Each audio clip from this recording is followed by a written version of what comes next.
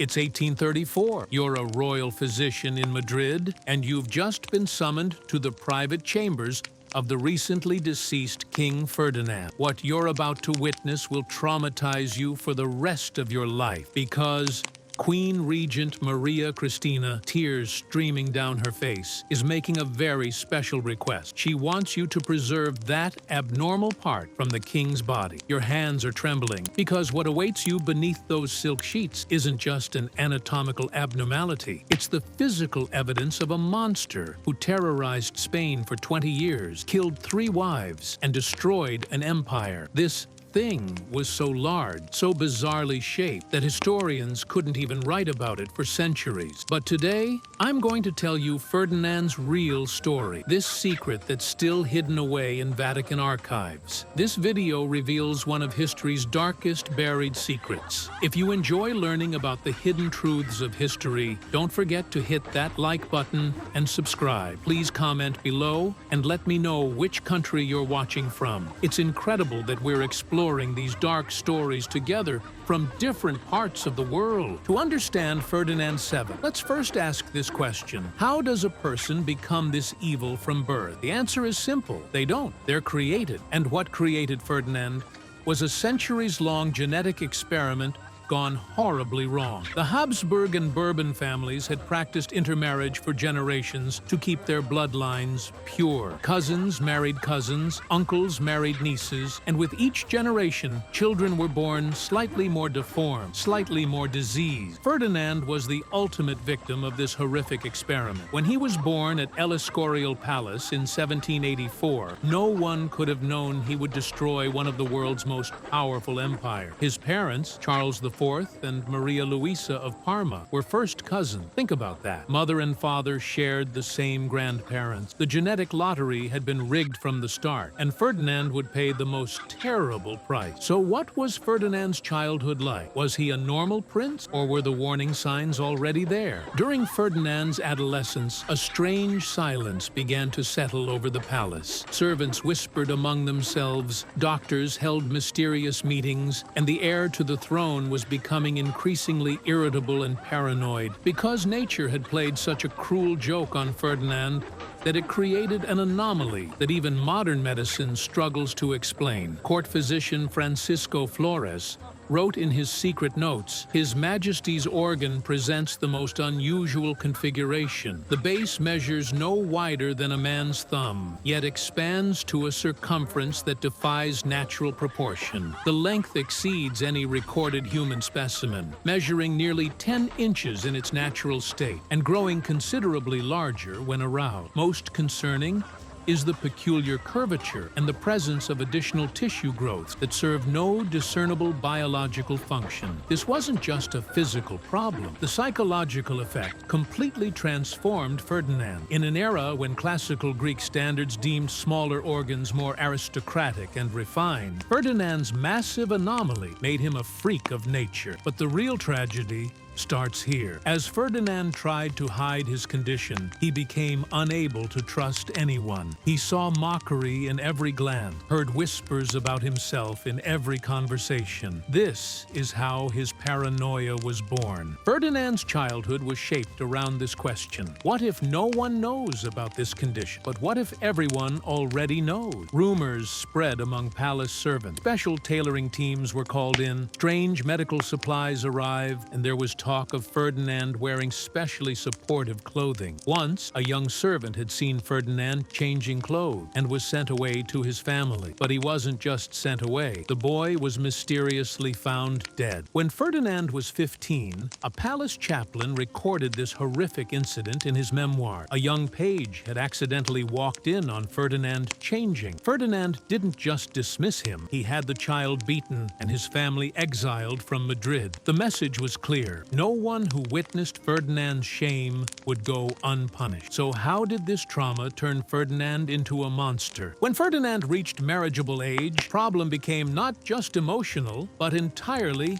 practical. Palace physicians prepared secret reports, special Marital aids were designed, and Europe's most skilled craftsmen were summoned. Dr. Francisco Flores wrote, "His Majesty's organ makes normal, intimate relations impossible. Without special supports, there is serious risk of injury to both himself and his partner. Special cushions are needed, supports to adjust positioning, and various oils and salve." Palace craftsmen worked in secret workshops. They produced adjustable cushions, restraining devices, and various implements to make sexual intimacy possible for Ferdinand. Most of these master craftsmen mysteriously died after completing their work. Ferdinand didn't allow those who knew his secrets to live. But the real question is, would these devices actually work? In 1802, Ferdinand married his first cousin, Princess Maria Antonia of Naples and Sicily. The young woman was 19, beautiful, intelligent, and had romantic dreams about her husband. She expected a fairy tale marriage with Ferdinand,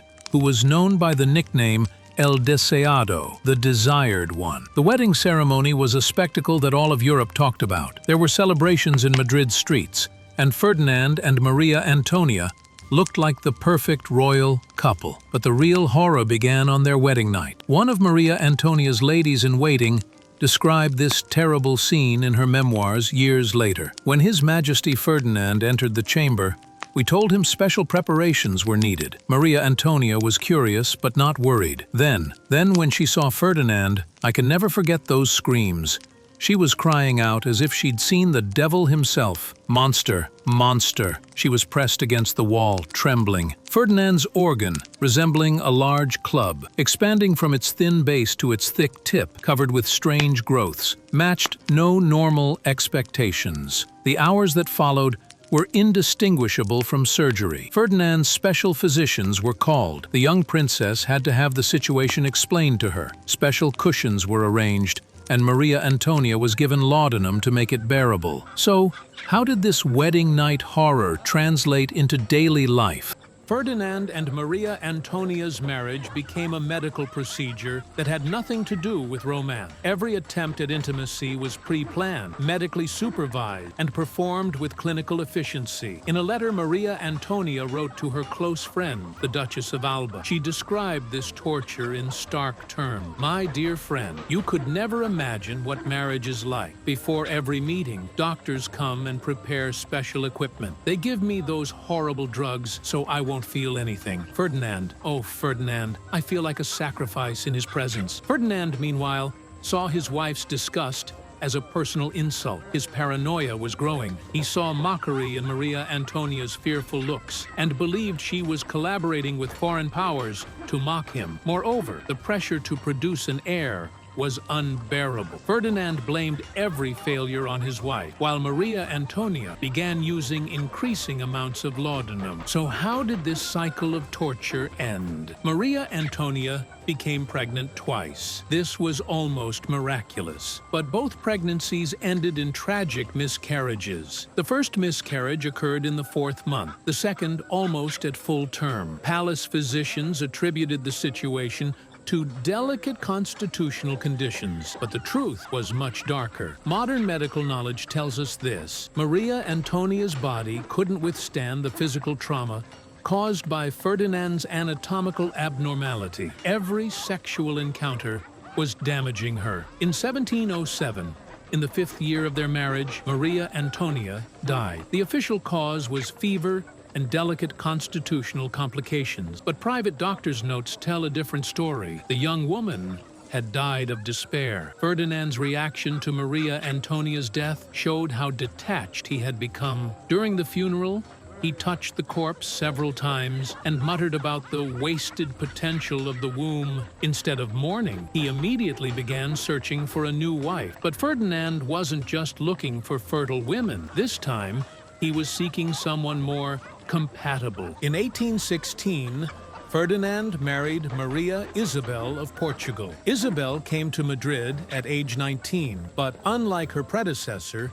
She had been briefed beforehand about Ferdinand's special condition. Portuguese doctors had consulted with their Spanish colleagues, and Isabel had been told what to expect. She even brought her own medical equipment and personal physician, Dr. Antonio de Oliveira. Isabel's approach to marriage was more clinical, resembling scientific methodology rather than romanticism. This pragmatic attitude protected her from the suffering Maria Antonia had endured, but it irritated Ferdinand even more. Ferdinand was disturbed by his wife viewing him as a medical case. Isabel's detailed record-keeping and correspondence with Saxon court physicians increased Ferdinand's paranoia. He began to suspect that his wife was leaking information about his anatomical condition to foreign intelligence services. After 10 years of clinical marriage, a miracle occurred. Isabel became pregnant. So how did this miraculous pregnancy end in yet another tragedy? The announcement of Isabel's pregnancy in 1829 created a shock effect throughout Spain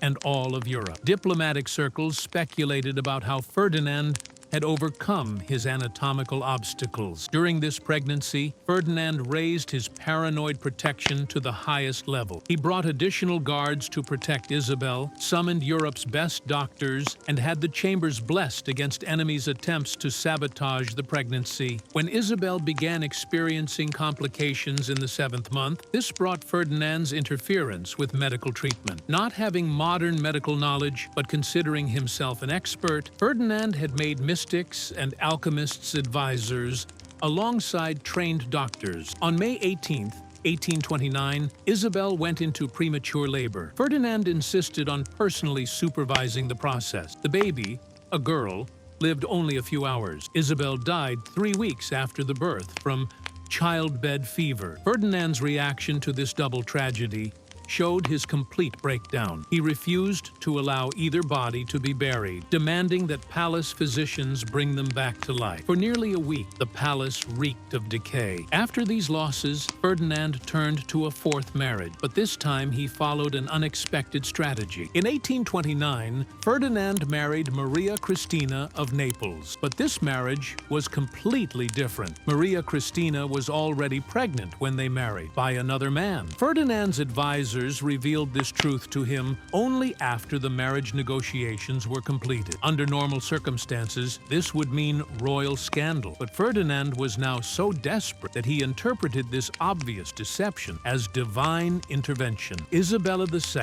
born in 1830, could not possibly have been Ferdinand's biological child, yet she was accepted as his official heir. Ferdinand truly loved this child, but also felt a strange jealousy toward her. The girl was the product of a normal pregnancy he could never achieve. His relationship with Maria Cristina was built on mutual deception. Cristina pretended to show respect for her husband, while Ferdinand clung tightly to the lie that the child was his own. Ferdinand's final years were spent with the same sexual failures continuing, but this time with the added hope of creating a truly legitimate child of his own. Ferdinand's behavior in the 1830s showed completely uncontrolled paranoia. He constantly watched Maria Cristina, had secret viewing holes drilled in her chambers, and even watched his wife's most private moment. Food tasting rituals now lasted for hours. Ferdinand demanded not only that food be tasted, but that the tasters wait 30 minutes to show no signs of poisoning. Many tasters suffered nervous breakdowns due to this paranoia. In 1833, Ferdinand's health began rapidly deteriorating. He showed signs of chronic tremor, digestive problems, and cognitive decline. His speeches became rambling torture sessions filled with accusations about non-existent conspiracies. When death came in 1833, it almost created a sense of relief. The official cause was gout, but palace physicians privately acknowledged that Ferdinand had died from physical, psychological, and spiritual exhaustion. Ferdinand's autopsy was secretly performed by the doctors who had spent years trying to treat him. This examination revealed one of the most disturbing findings in modern medical history. The preserved organ measured 14 inches in length and showed dramatic girth variations. But even more disturbing were the traces of amateur surgery Ferdinand had performed on himself since adolescence. For years, Ferdinand had attempted to correct his own anatomy. Using whatever tools he could find, he had tried to reshape his own organ. These pathetic efforts, instead of improving the situation, had created additional trauma and scar tissue. This preserved organ, along with detailed medical drawings and written observations, was sealed in Vatican archives. Church officials found the material both too disturbing and too politically sensitive. Scientists who have gained access to these archives describe the materials as simultaneously fascinating and deeply unsettling. Ferdinand VII's death marked the end of an era, but his legacy continued to haunt Spain. Isabella II, whoever her real father was, inherited a fractured kingdom, economic collapse, and international shame. Ferdinand's story isn't just one man's tragedy, but a perfect example of how absolute power meeting personal dysfunction can create disaster. Personal shame became national policy. One man's anatomical problems led to the suffering of millions. The most tragic irony was this: Ferdinand was both a victim of the system and the person who perpetuated it. The obsession with inbreeding had destroyed him, and he had destroyed Spain with the same obsession. Today, Ferdinand's story reminds us that power without wisdom is dangerous. Power plus personal dysfunction is catastrophic. Individual psychological damage can transform into national drama. Shame can evolve into cruelty. Finally, this physical evidence hidden in the Vatican represents one of history's greatest secret mysteries. Ferdinand's anatomical legacy isn't just a medical anomaly, but concrete proof of how power can be abused and how personal shame can transform into collective suffering. But here's the question that haunts historians. If Ferdinand had been born normal, would Spain have avoided its decline? Or was the corruption so deep that no single person could have saved it? The answer lies buried with Ferdinand himself, in those Vatican archives where the physical proof of royal madness rests in eternal silence.